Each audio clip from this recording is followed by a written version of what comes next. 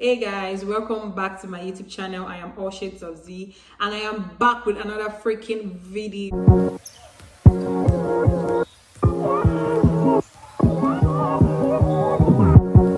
So on today's video, I am going to be starting my relationship segment. I announced it about say 2 weeks ago that I was going to start a relationship segment on my YouTube channel, and so many factors have been the reason why this video has not been up. But today I decided to get my lazy ass up and record this first episode.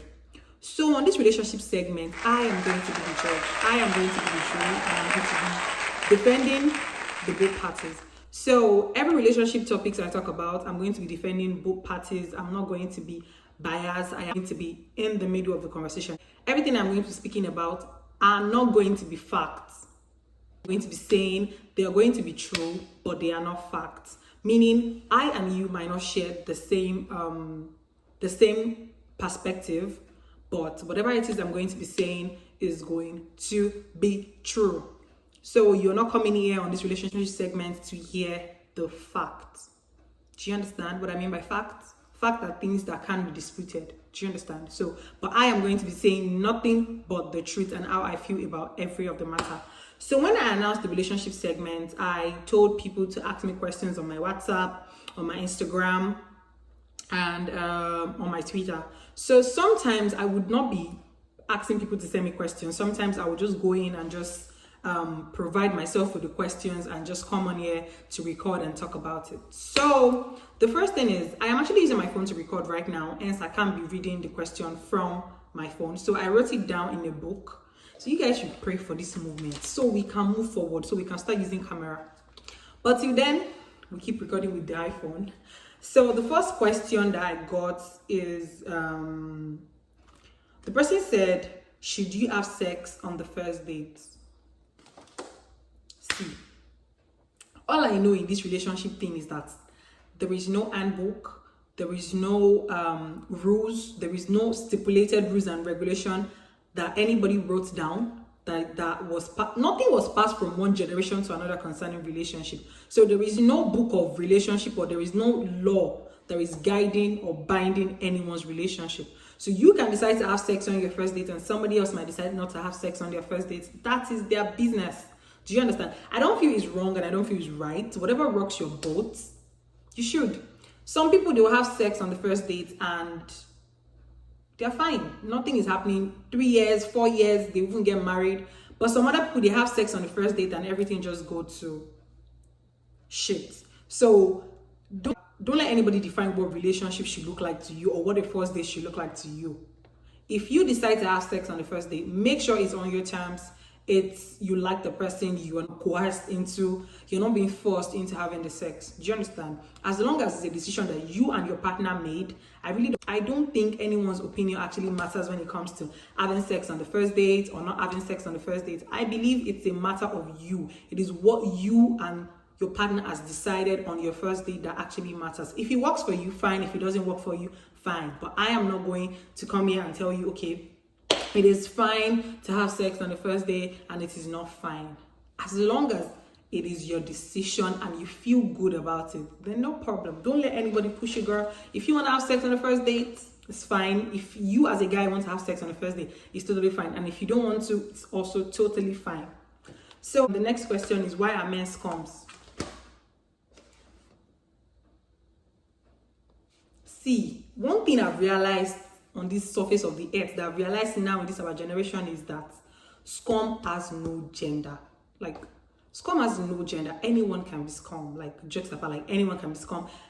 A girl can be scum, a guy can be scum, a man can be scum, a woman can be scum. Like, anybody can be scum. So I don't think you should actually say that it is one particular gender that can be scum. Anyone can be scum. So a girl can be scum, a guy can be scum. So it really doesn't matter, to be fair. But I feel like everybody has their bad side. So I don't think it's fair for us to just generalize and say men are scum. So sister, if it is Ade that broke your heart, that is a scum. Say Ade is a scum.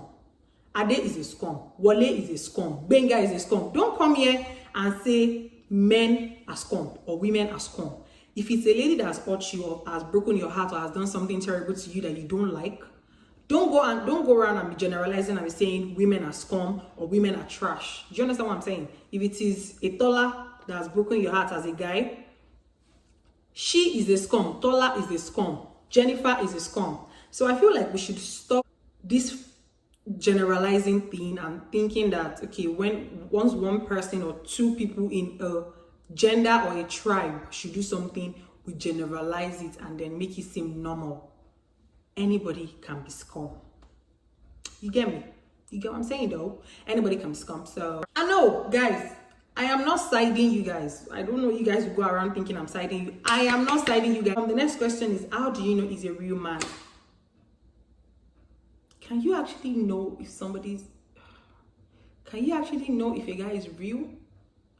Because sometimes some people prove to you, they try to be what they want you to believe. So for the time that they're asking you out, they are the good guy, just so you can be with them, and then once you start dating them, they just become something else. So I actually don't think that you can know if a man is real.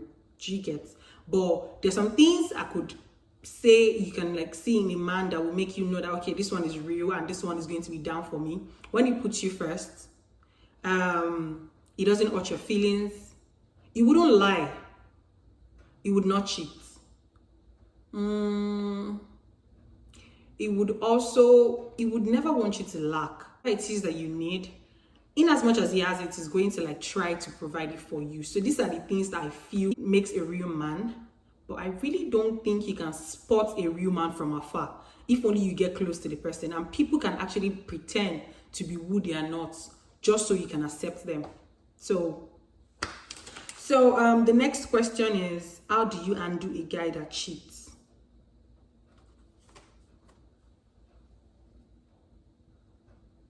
Egbami. A guy is cheating and you're asking, how can you undo a guy that cheats? To be fair, I am just going to say, once a cheat, always a cheat.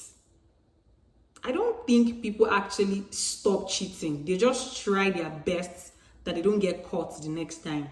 That's how I see it. So I don't think you can undo a cheat. I don't think you should even be with a cheat. When someone cheats on you, probably the first time when they cheat on you, it's a mistake. But if it's the second, the third time, that person is just a cheat.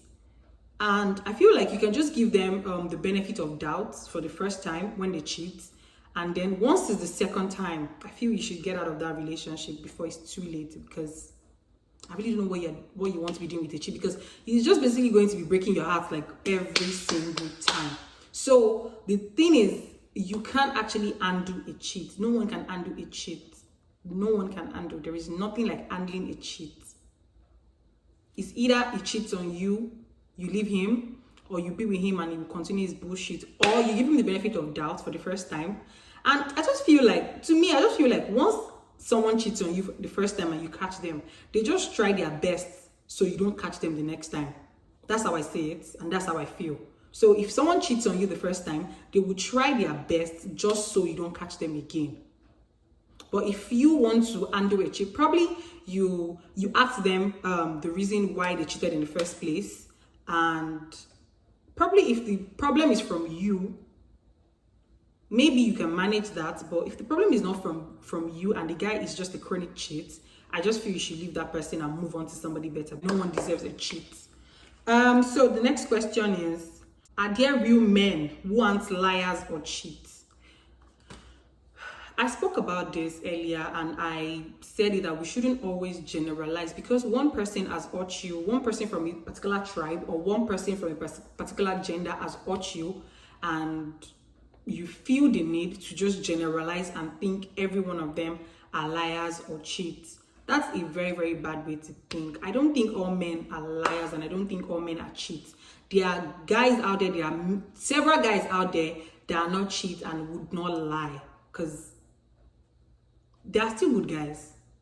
Definitely know that not all guys are cheats and not all guys are liars. So the next question is, why is it that the moment you stop wanting them, they start wanting you? This person that sends this question in is not lying. Like, I have been in this situation where I stop liking a guy, and then the next minute when I stop liking you, that's when you come back to me, like you like me. I don't know, like it happens to like a lot of people when people are like trying to move on. Some guys just don't make moving on easy for girls. Like you've hurt the girl, like you already hurt her feelings, you cheated on her or anything, or you guys had misunderstandings and you guys broke up, and then this girl is trying to like get over you and move on to something better, and then you come back. It's like a reoccurring disease. Like that stage where you're trying to forget the guy, they just come back and then try to hurt you. So I don't know why that happens. Like I do not know, but I feel if a real guy, once they realize they've hurt you, they will move away from you just so you could heal, or because they know that you deserve better. But these guys that are scums, like the original scums that we are talking about, they come back as soon as they know that, oh, this girl is trying to like get over me and everything. They come back right at that point when you stop wanting them. I don't know how that works for them, but it happens. So to add to this relationship segment, I'm going to be giving some tips on healthy relationship. So the first thing is, I feel like if you're with somebody and the person doesn't communicate, it's a very, very bad thing. Being with somebody that doesn't communicate is hella crazy. Like it just, I don't think it's just going to work. To be fair, I don't think it's going to work, because how do you like be in a relationship with somebody that doesn't communicate? Don't be with a selfish person, because there's a saying that goes like, a selfish person can actually not give love. Someone won't be with a selfish person. Another thing I feel is, if you're in a relationship and there is something bothering you that you want to talk about, just say it. Don't assume. Assuming things and keeping things in your mind and not having to speak up to your partner actually leads to like complications, and that is like totally bad. So if there is something that your partner is doing to you that you don't like, you should speak to the person, move to the person and like, okay, this thing that you did, I don't feel it makes sense. Like, I don't think I like what you did. Speak about it and then let it end. And also, if your partner has done something to you in the past, don't always hold on to it to just manipulate them later about it, because you were like, okay, you did something to me, and then you do something wrong to your partner, and then you're justifying your actions with what your partner did to you before. I feel like that's very, very manipulative, and that's very, very bad. And lastly, another thing that I feel like people in relationships should also know is that you shouldn't be telling your partners, you shouldn't be issues that you and your partners have. I feel like you shouldn't tell a third party, because it just kind of like strains your relationship with your partner, because that picture you painted of your partner to that person you told, that's the picture they'll forever have in their head about your partner. And it will be actually hard for your partner to adjust around such person. And also because when you tell people about what is going on in you and your partner's relationship, I feel like you're opening doors of opinions flying left, right, and center, and the opinions will never stop coming, because you, in the first place, actually moved out to speak about your relationship issues with somebody, and the person you spoke to would forever want to give opinions about your relationship, even when you don't ask for them. And I feel whatever relationship issues that you guys have, you guys should be able to set it together. So till I come your way again on another relationship segment, I am All Shades of Z, and as you know, my channel promises to be all shades of fun. If you like this video, kindly give it a thumbs up. Don't forget to subscribe, don't forget to like, and don't forget to tell your family members, your friends, your enemies, your frenemies, everybody, tell them about my YouTube channel. Mwah. Bye.